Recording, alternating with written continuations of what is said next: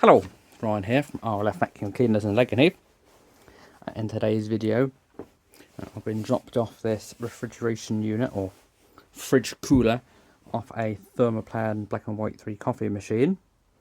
They're having issues with temperature. It's not maintaining a temperature, even when it's been adjusted to maximum. Now, which is quite worrying, especially this time of year when it's cool. If you can't maintain temperatures when it's cool, what chance you got when the temperatures start getting up into double digits, sort of 20, 25, 30 degrees. Sometimes if you have a really hot day, it could be 40 degrees. So what we're going to do is, now I know the guy who diagnosed the issue with this chiller. I know he done a good job, but just for reference purposes, we will double check everything. So the first thing to have on these chillers, or these fridges, is the door. The doors on these are very, very, very, very important. So you want to be checking the door seal, make sure the door seal is good. Cracks, no tears. Also, yeah, door seal looks good on this. Also, you want to check the spring closer on the door. As you can see, that when we open it,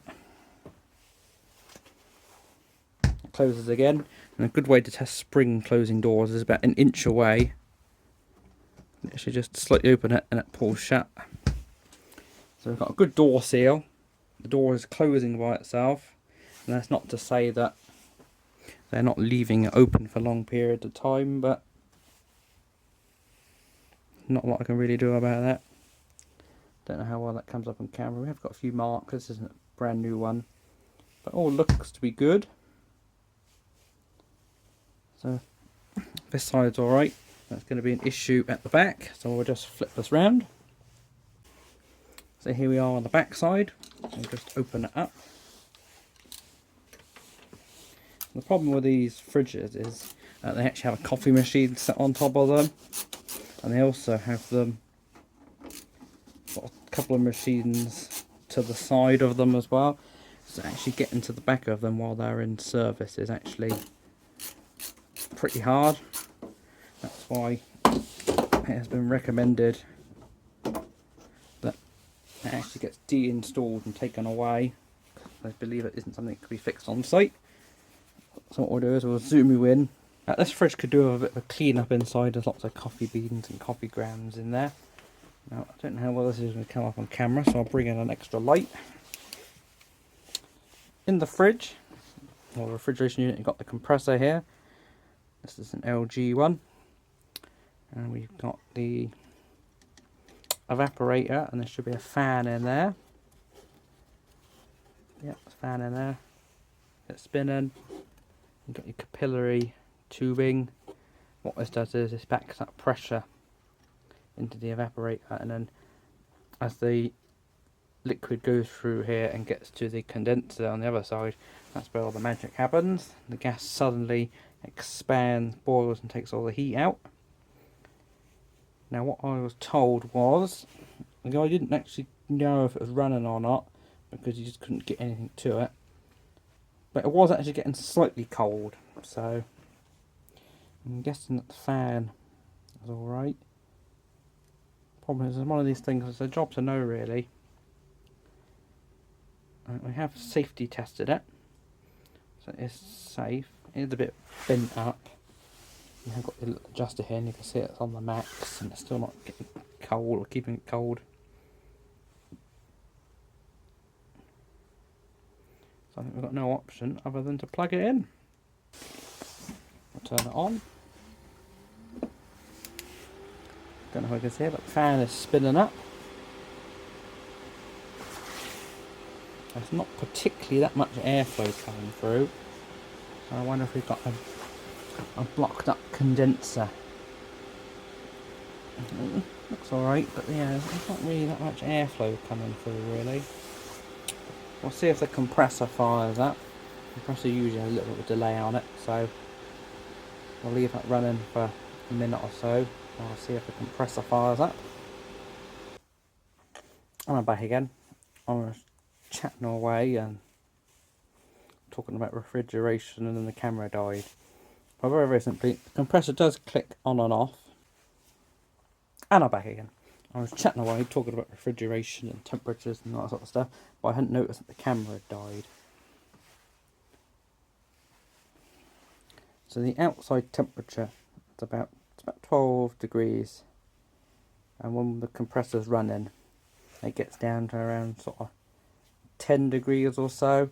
And if it can't maintain a good temperature with no load and sort of coldish weather, it's not really any good, is it? But the compressor does turn on and off. The fan works. Doesn't seem to be blowing much of a draft through. I checked all the basics. Like the door is good, door closes, the seal is good. Now I'm not a proper refrigeration technical guy. I don't have any refrigeration gear. I'm more of an electrical guy. So that narrowed down the problem to this temperature controller knob here. Either that's not working or not doing its thing, or we've got a blocked up condenser. Now, seeing as how this fridge is a couple of years old, well, quite a few years old actually, where it is a sort of stacked in a line of them, coffee machine on the top, I reckon we've probably got a plugged up condenser. Condensers are all blocked up with fluff and coffee beans and stuff.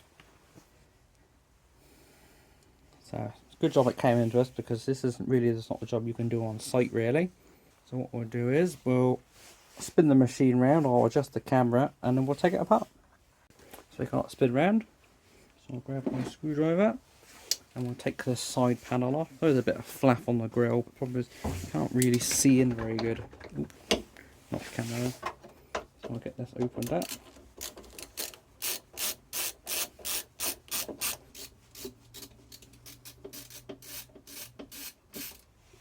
This is going to come off now. Ooh.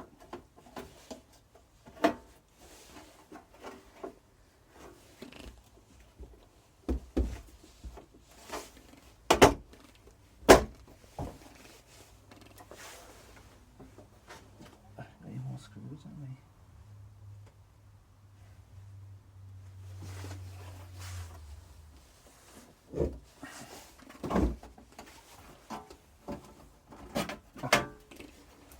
Needed a bit of persuasion. And hey, look at that! Got a money shot. Plugged up condenser. Grill's not much better either. That's probably why it's not cooling very well. Again, this isn't really the easiest thing to do on site, because you need a bit of space, a bit of room. So while we're here, we'll give this a good clean. Get rid of all this coffee beans and coffee grounds. How you use that brush off.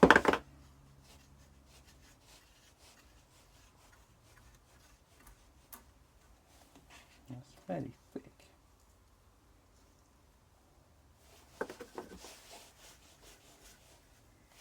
I'm going to have to get the vacuum on that. So I'll be back in a moment.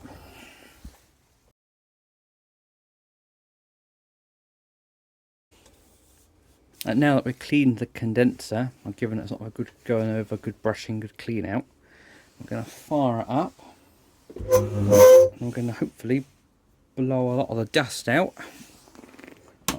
Can't get out with the vacuum or the brush.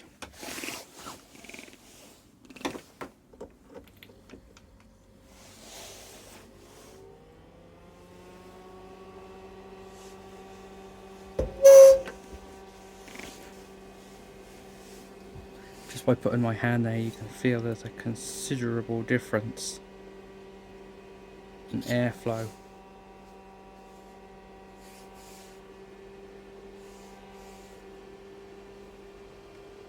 We've run a couple of cycles with some liquid inside, and the liquid inside is about shutting off about 1 degree,